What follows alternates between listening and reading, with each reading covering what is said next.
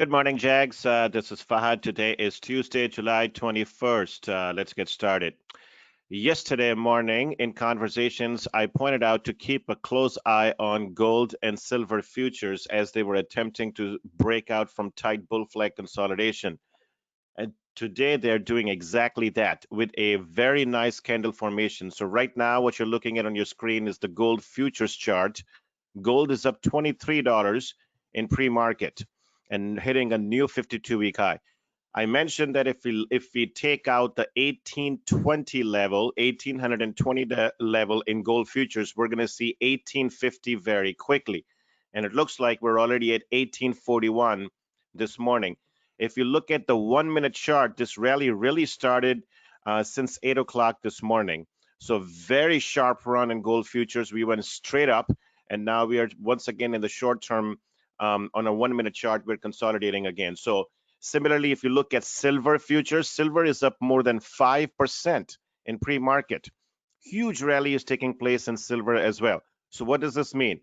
Similarly, yesterday I mentioned that a lot of gold miners have been lagging the underlying precious metal itself. So if you look at, for example, Barrick Gold, symbol GOLD, this thing has not broken out to a new 52-week high yet, similar to how gold futures have. So now from this very nice consolidation pattern and a cup and handle formation, I expect a breakout in Barrick Gold.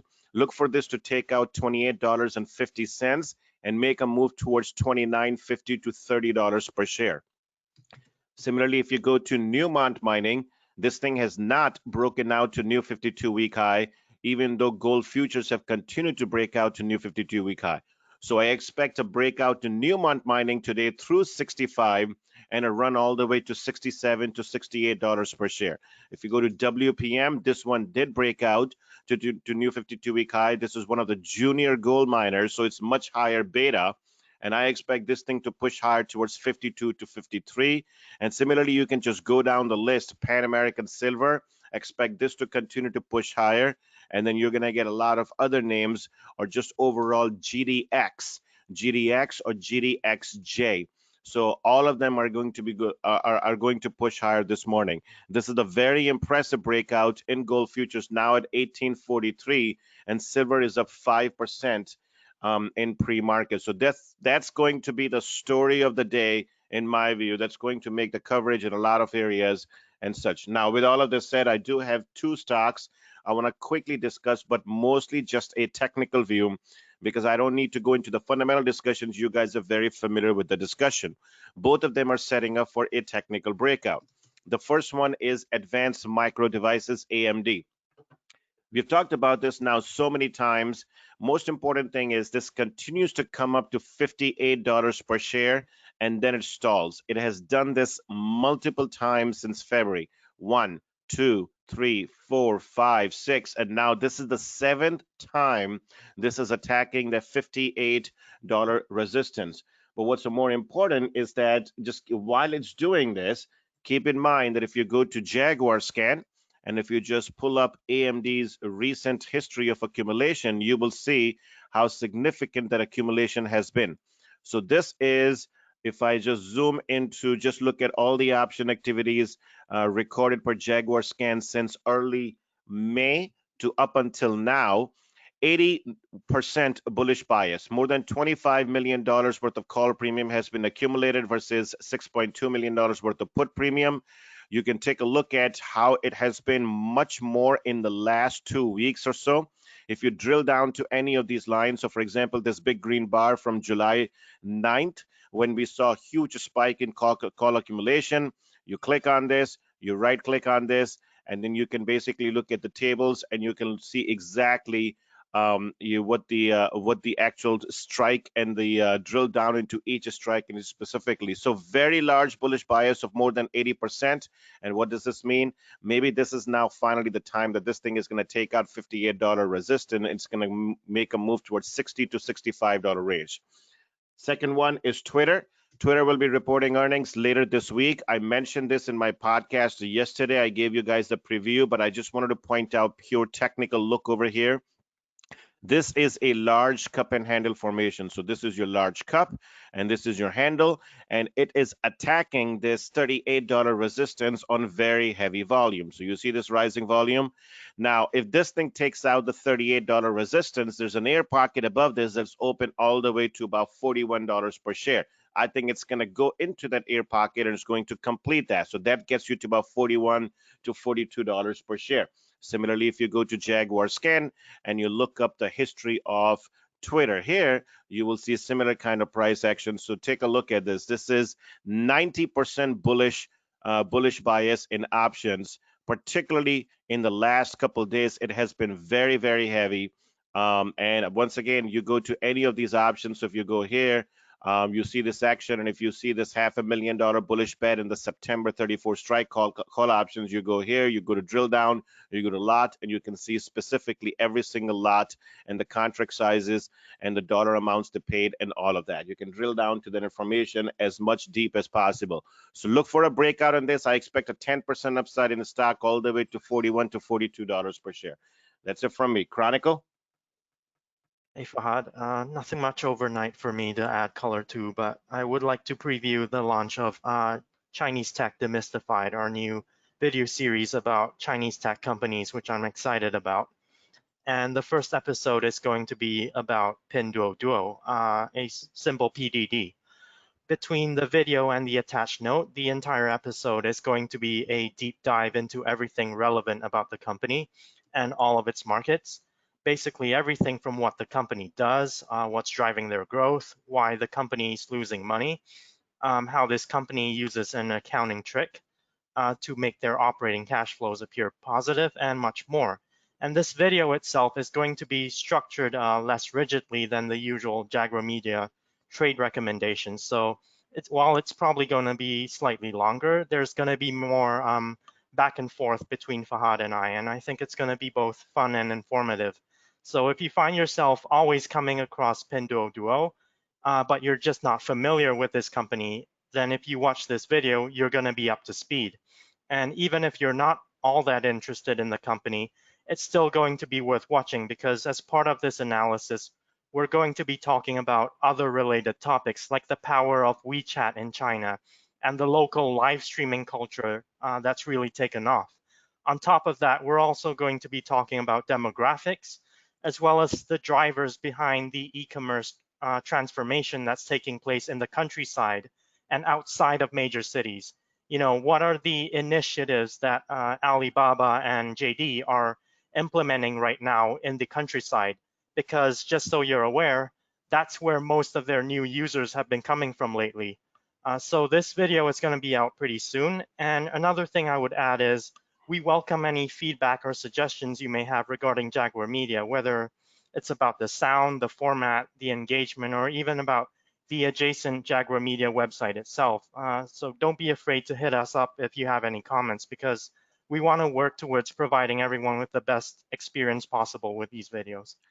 Excellent stuff, and thanks for that preview. I'm looking forward to it myself too, because although I have studied PDD myself quite a bit in the past, but I'm really looking forward to how we put together this presentation and we bring the content in ways that becomes understandable, easy to consume, and all of this.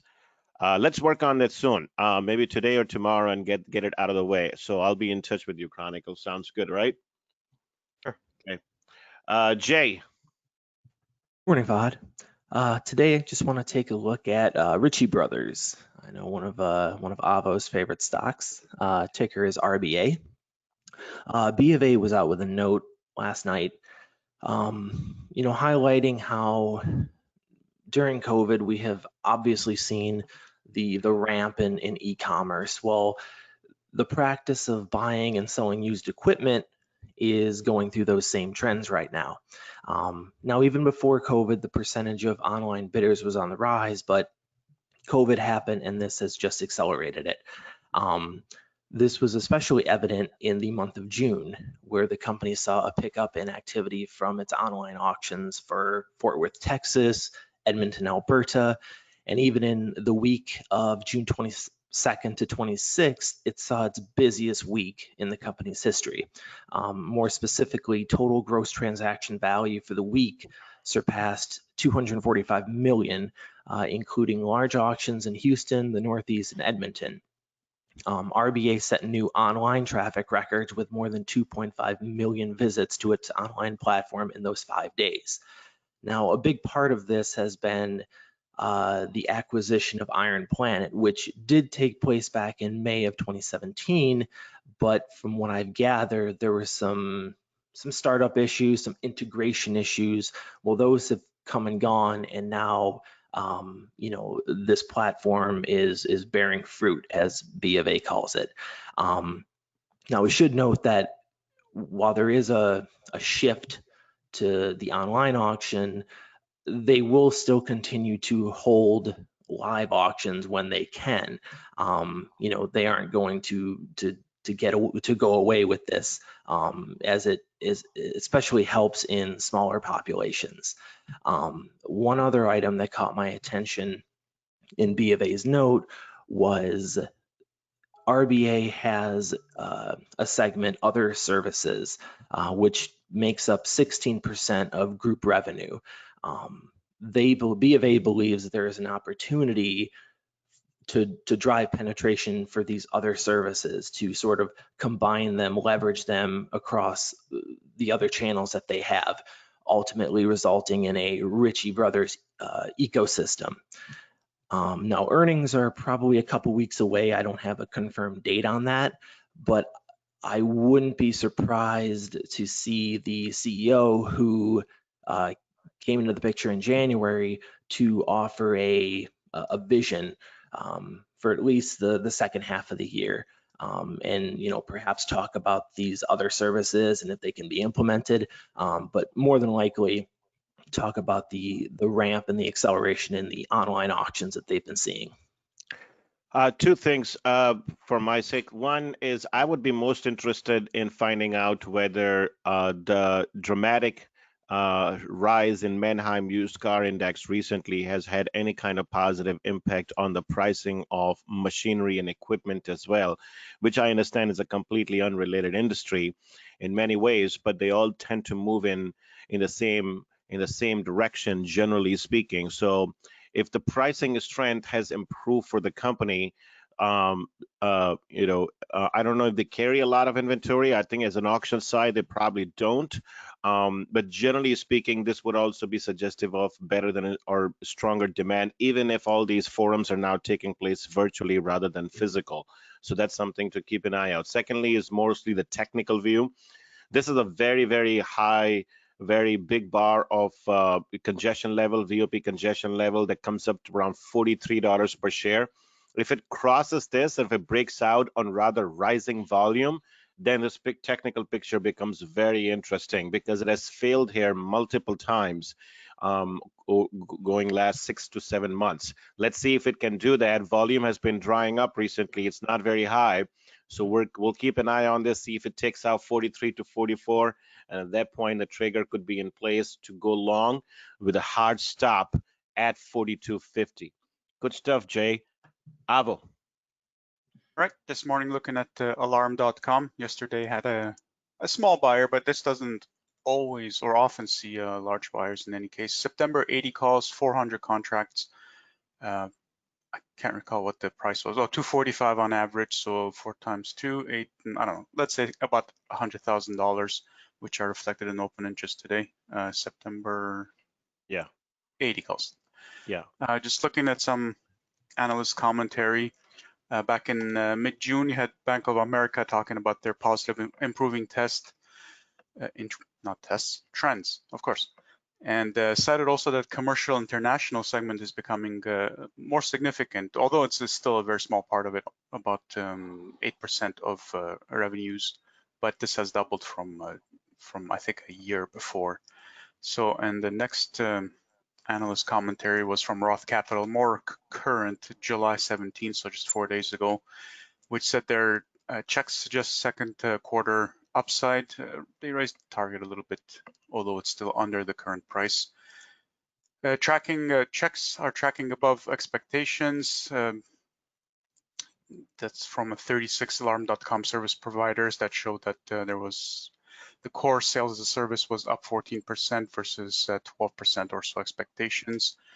And also that they're having some hardware installation increases as well. So that's good on both sides. And finally, this one from the 15th. All right, so same time as the Roth one. Northland increased their target from 58 to 72 and also pointed to increasing channel checks or positive channel checks for the company as well. So, you know, I don't really like to buy on when it's a high like that, but what can I tell you? I mean, if the channel checks are and good, market's going, so.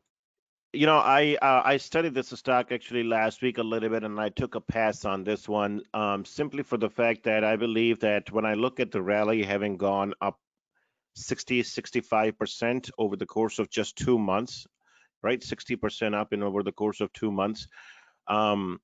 I came back with a conclusion that a significant driver of that has been actually multiple expansion versus earnings expectation, earnings growth just getting much more stronger. Earnings have contributed, but that's a very, very small piece. And these channel checks that are coming out, they have tendency to last for a quarter to 2 quarters before comps get difficult, and then they basically reverse on us. This company has a long history of showing that, you know, in the previously too, that those checks basically quickly reverse. So from a risk reward standpoint, from this level, it looked like a you know, A grade story for more upside rather than an A plus story on my views. And so for that reason, I took a pass on this one. But now you also bring this up, and so we'll monitor this one closely. If this goes into a short-term consolidation, and we find a better technical picture to play the breakouts from the base information, I'd be much more interested in playing the technical trend that way rather than actually crowding out over here as it continues to make new highs going into the new earnings. I just think the risk reward is far more better on a pullback entry rather than chasing over here. But good stuff. I do like we the can story. only wish for a pullback in this market, right? You know, unfortunately, and by the way, I will tell you, talking about pullbacks, you know, you remember, Avo, we in January, we used to talk about this a little bit when the NASDAQ continued to make new highs. I'll show you some more charts later today with clients in webinar, but NASDAQ 100 index today is now about 23% above its 100-day moving average. Now, you know, I mean, you can apply whatever metrics, 20-day, 50-day, 100-day, 200-day, and that's why I'm not a big fan of moving averages, but doesn't matter. The most important thing is the distance between where the NASDAQ, which is really QQQ, NASDAQ 100 right now, and how much distance, how far is it, the distance between this and whatever the critical measure that you use, 100-day, 200-day, 500-day, or anything, what is the distance between that?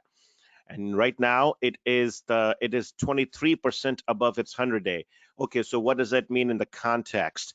The only other time in the history, modern history, I should say, when NASDAQ has been so much above its 100-day moving average was way back in 2000, year 99 and 2000, which was a dot-com bubble.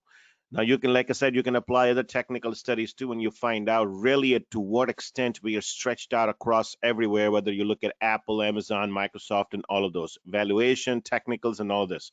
But it doesn't really matter as long as the trend remains strong. You look at Tesla every day, you look at all of those different stocks. But at some point, there's going to be a shift. It could be far more dramatic if we continue to stretch this rubber band as much as we have been. So something to keep an eye out.